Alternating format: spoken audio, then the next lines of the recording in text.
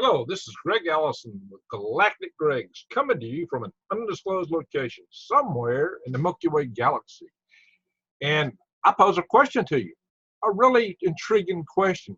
Could SpaceX with the Starship booster actually achieve a cost to SpaceX of $9 per pound to orbit? Greg, that's ridiculous. Well, stay tuned. Elon Musk has dropped a bombshell upon us. So we will examine that for just a little bit. So in the meantime, if you've not subscribed to my channel, please click the update, subscribe and click the update notification bell. And then click the links below to support my channel. And mostly they come from my sister channel, Green Greg's.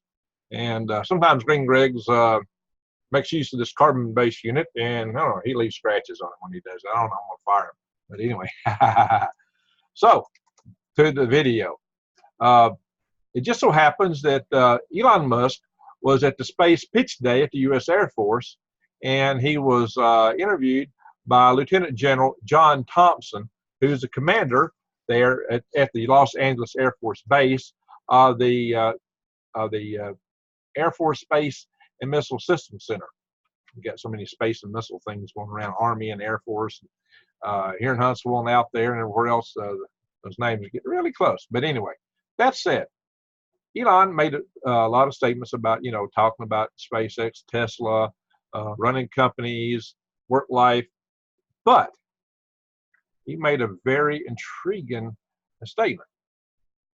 He said that the cost to SpaceX of launching the Starship, he anticipated to be $2 million. $2 million? Really? Wow.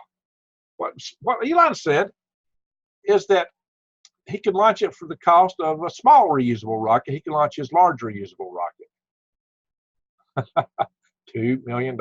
Well, supposedly the cost of fuel is on the order for the Super Heavy and the Starship on the order of $900,000. And what he compared this to was a 747 flying from San Francisco to Sydney, Australia, and back to San Francisco on a round trip. And he claimed that was about a $500 million flight for roughly, 100 tons being delivered back and forth. Of course, the 747 can take a few more passengers than a Starship, but hey, think about that. What he's saying is that he could do this for a cost of only maybe, to orbit, of maybe 4 times the cost of a 747 going from San Francisco to Sydney, back to San Francisco. Oh, wow. Can he do that? Well, what he talked about was the scale of the booster being a key factor. Now, the rocket equation has been very unforgiving. A lot of us were skeptical in years back that anybody could accomplish the kind of things Elon does, because, if you add weight for landing gear, if you add weight for heat tiles, for reusable systems, the more stuff you make reusable, the more stuff you've either got to add on for heat tiles, the more fuel you got to expend toward getting it back. And rockets, especially, the boosters we've been using are very, very, very sensitive, because every pound of fuel lifts another pound of fuel. So if you put more stuff on there, that's like less payload. It's not the space shuttle. All that weight of the orbiter could have been weight of payload instead of orbiter. And that's kind of why SLS got going, hoping to capitalize on more payload weight versus orbiter weight. And, if that's the world of the rockets you're looking at and systems like that, that would have been an interesting, and is an interesting proposition, is that SLS can give you more payload weight to orbit for roughly the same operational cost, hopefully, as a space shuttle. Maybe less, considering less refurbishment, but that's a whole nother ball of bananas. So where are we getting this? What is it that could give SpaceX this unique cost advantage? It's the size of the booster, it's the amount of the fuel, it's the system's growth like this. If you have a tank, the tank, as it gets bigger and bigger, a fuel tank, the weight of the tank basically is the skin of the tank, and systems that are roughly the same. And the skin of the tank grows by the surface area of the tank, roughly speaking, which is square. but the fuel inside grows as the tank expands cubically by the, so you multiply length times width to get the square, but you're multiplying length times width times depth in the cube. So it so what the fuel that you can carry proportionally grows much faster with a larger system. And so that starts giving you margin that suddenly forgives the fact that you want to take extra fuel to bring it back, to have landing gear, more heat shields, and things like that, TPS as we refer to it in the aerospace world. So suddenly you've got something really big going on. This is why Elon wants to aim for a really large system in his Starship. I think it's quite interesting that Rocket Lab, with an Electron rocket, is really working toward reusability of a small booster, and I've covered that in the previous video. So what SpaceX is trying to accomplish with Starship, like I mentioned in my video where I said a space age is born, would be completely revolutionary should he be able to get his cost to $2 million per launch, because at $2 million per launch for 100, he alluded maybe 150 tons to orbit, but he said at least 100 tons to orbit. So if you take his lower bar, which means it could be even better than this, if he can meet his objectives, as he stated in this talk. 100 metric tons is 2,204 pounds and some change. At $2 million, you're talking just a little over $9 a pound.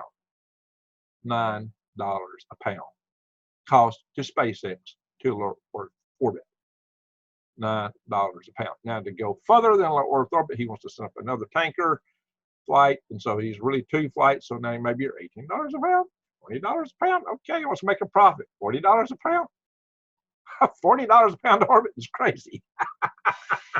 That is so cheap to go beyond Earth orbit. He can make a profit at that. I mean, we're talking cost that people could afford. I mean, just the cost of orbit would be something like, you take my weight, that'd be for me like flying to Europe. Of course, then you got to have some life support systems. Okay, maybe 2 trips to Europe. Really, Greg? That's crazy.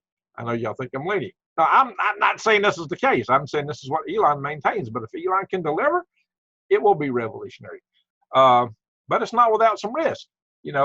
I did mention in the video, I've done a video called, I've named it Starship Strengths and Hazards. And you can check that out because I go through the various, some of the various things that you've got to deal with Starship. Some of it. There's more than that. But I did a real high-level summary of some of the hazards, the risks that would be faced by his project and opportunities. So we have to bear these things in mind. It's a two-way thing. So what Elon said is the holy grail, the main object of SpaceX is, and this is where he gets his cost savings, it is to have a fully and rapidly reusable rocket. A fully and rapidly reusable rocket. Now, just the whole idea of a fully reusable rocket is mind-boggling to people who have been working in aerospace for years like I have. Fully, rapidly reusable? I mean, turning around. I mean, we're so accustomed to all the refurbishment for rocket motors and things that we've flown in the past. Rapidly reusable? That's what he's talking about. Can he do it? I mean, hey, a rocket engine has a lot of thermal stress in it. I mean, from cryogenic fuels coming in, which is super cold, to the heat of the plume and the combustion chamber, and all the pressures involved, the shaking and rattling and rolling, all the vibratory stresses, they're enormous. So it takes some very significant engineering to try to achieve this and do so reliably with a system with so many engines on it. Can he do it? I don't know. I hope he can. I hope he can. I really do. But it is no small order. I give Elon Musk credit for being bold. And, he, in that talk at the Space Pitch Day at the U.S. Air Force, Los Angeles Air Force Base, to Lieutenant General John Thompson, made that point that he expects his engineering staff to be bold. And Well, by golly, Elon himself is quite bold. Nobody will fault him for that. Everyone will agree to that. And he has made major accomplishments. I did, a video called A Tale of Two Starships. I've talked about his, but also mentioned there's other vehicles that have performed similarly, such as one on the moon. See that. A Tale of Two Starhoppers. So consider that. And so there's a lot of potential here. If this can be done, if you can do deep space at a price to the customer of $40 a pound, $1,000 a pound, my friends, there's asteroids out there that are highly rich in gold and platinum group metals. I mean, and right now gold is trading at something like a little north of $17,000 a pound. Okay, Greg, that's crazy. It's a long way out there. A lot of development, blah, blah, blah, blah. True. But John Lewis was considering this with higher cost boosters and looking at ways to leverage to get more payload back than you send stuff out using aero braking and other things so you could actually get a rate of return with less valuable commodities than gold. My friends, opportunities could abound really soon in the asteroids. So it's kind of interesting. The asteroids are what Jeff Bezos talks about, but you might be using Elon Musk technology to get there. Now, he's aiming somewhere else, but if you want to start a company to go after an asteroid, you might leverage on what Musk is doing to get you there. Unless Bezos picks up his pace. We shall see. That's what Bezos is planning on. Will he get there? Can he do it? Hey, Jeff Bezos, I got some ideas for you. Come talk to me, my friend. I tell you how to do it. Anyway, so it's fun. It's interesting. So, I did also a video where I talked about the potentials for getting to Mars and doing it fast, because Elon is talking 1,000 starships to Mars to build a city on Mars. 1,000 starships to Mars. But if it's costing $9 a pound and Starlink's paying away, well, okay, $18 a pound, because he's got to do 2 flights, right? And he's got other systems in development. Yeah, it's not going to be that cheap, but still, it starts to get interesting. Starlink, plus, I already think if you're going to Mars, they'll sell tickets to Mars. A lot of people will buy them. So that would help pay the cost. So, I never thought there'd be a business case for going to Mars. Because what are you going to bring back? It's cost so much to go out there, and what can you bring back in value? The value is selling the tickets to go there. Maybe, if he can make this system work and make it safe. Of course, the radiation going there, oh my gosh, there are severe challenges. And I did mention that in my little video about hazards, opportunities, strengths, and hazards, that is. So, but the one video that I kind of threw the gauntlet down in was the Mars race, NASA versus SpaceX. Who will be first? So that's a good question. Who will be first? Well, NASA's planning to go there, but like I said, when they get there, will they be checking into the SpaceX hotel, the Mars Musk motel? Well, I say motel because you'll be driving a little Martian Tesla to it, right? You got to have electric vehicles on Mars after all. I mean, you can't be burning hydrocarbons. There's no oxygen in the atmosphere, so hey. So, Mars, it might be built in a boring tunnel on Mars for radiation protection. So Musk is kind of putting a lot of pieces together for this Martian architecture. So it's kind of interesting. It's kind of exciting. Now, personally, I'm a fan of the rotational O'Neillian space facilities. I'll be doing some videos on that eventually. It's just, Elon's been throwing so much stuff out. It's just kind of hard to keep up with him. But I'm really a fan, not so much of going to Mars, but of O'Neillian type facilities, such as the ones that Bezos pitched. Bezos, speed up, my friend. Hurry, get going.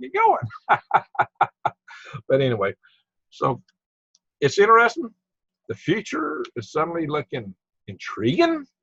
Like I said, a space age is born, and the possibilities for what Musk is talking about are mind-boggling. I mean, mind-boggling. What he's doing is extremely bold. But if it's too bold, if it's too grand, at least maybe he will pave the way with some ideas. Or still, the Falcon Super Heavy. Falcon Heavy, excuse me. Well, yeah, the Super Heavy is the new booster. Even if that succeeds by itself, it will be revolutionary. But there's the Falcon Heavy, Falcon 9. Those are still very strong boosters. SLS, if nothing else works, SLS is coming along. Hopefully it'll work. And, you know, maybe New Glenn will roll out, fly, and work. And then there might be a new Armstrong behind it. And if not, maybe other entrepreneurs will step up the plate and make things happen. I do think that space has a lot of hope for our future. I think the ultimate survival of humanity lies in the stars. And I can go into that more in the future. But there's not just survival, but there's thrival. There's many riches, many opportunities in space, and it provides hope to inspire our children to excel and thrive, and something they're maybe not doing too well these days. So we need some more motivation to get the kids to want to do things, to be excited about the future. So we need to do a couple of things. We need to remove a lot of little threats that we have in our world today, and have a future that they all can all look forward to. And that's what I believe in. That's what I strive for. That's what I push for.